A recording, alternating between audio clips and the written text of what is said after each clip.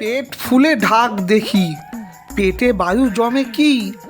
অমলের gas নাকি জল খেলে কমে কি?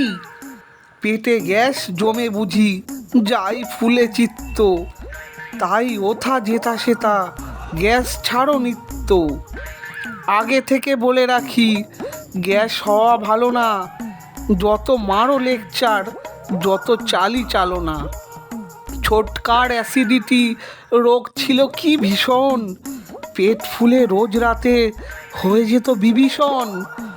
একদিন মাঝরাতে শুনি মরা কান্না, ছোট কাকি মেজ কাকি কেউ কম যান না।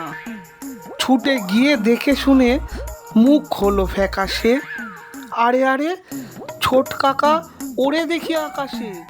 হাত ফুঁড়ে উঠে উড়ে ভাসে ঘুরে শূন্যে, সবাই মানত করে বাঁচে কার পুণ্যে।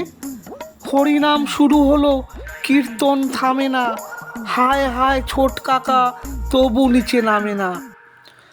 অবশেষে 1.5 তাল ঘুড়িখানা উড়িয়ে, ক্রমাগত লাট দিয়ে ঘুরপাক ঘুরিয়ে ছোটকাকে লটকিয়ে টেনে আনি নিচেতে।